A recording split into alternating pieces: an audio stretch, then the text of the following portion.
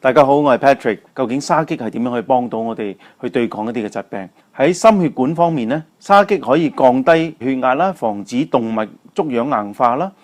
降低血液嘅膽固醇，清除血管壁嘅沉積物等等。係對腦血管方面呢就更加重要啦。現代人去食嘢可能就脂肪太多啦，沙棘去對個腦血管呢，幫助我哋去對抗個腦血塊啦，減低我哋嘅腦嘅梗塞同埋腦動脈嘅硬化。對新陳代謝免疫系統方面呢，可以抗敏感啦，清除我哋嘅自由基啦，係提高我哋嘅免疫能力，亦都係調節甲狀腺嘅功能。對抗腫瘤、抗癌症方面呢，佢可以增強我哋對癌症嘅抵抗力啦，減輕放療、化療所引起嘅副作用。沙棘去對胃癌、食道癌、直腸癌同埋肝癌呢都有好大嘅治療嘅效果。對呼吸系統方面呢，支氣管炎啦、咽喉腫痛啊、哮喘啊咁樣，幫助有消炎嘅作用，可以促進毛細血管血液嘅循環。消化不良啊、腹腫脹啊、胃炎啊、胃潰瘍啊、十二指腸潰瘍啊、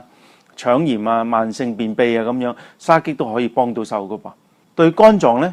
佢能夠保護我哋嘅肝臟之餘呢，可以係將我哋平時飲食肉類嘅抗生素殘餘去緩減對我哋嘅身體嘅毒性嘅影響嘅。喺抗炎方面呢，沙棘係對我哋嘅胃啊、十二指腸啊都有好大嘅幫助。至於對小朋友嚟講呢，沙棘因為有多種嘅氨基酸啦、維生素啊、微量元素咁，對我哋嘅小朋友呢個發育好大嘅幫助。而當中嘅不飽和脂肪酸 EPA、DHA 其實對小朋友嘅智力係發展好大嘅幫助。對老人家呢，沙棘係可以抗衰老嘅。沙棘其實佢嘅抗氧化能力好高㗎，所以可以保青春。呢一個嘅圖表去睇下，藍莓嘅 ORAC 值係6500，沙棘係75000，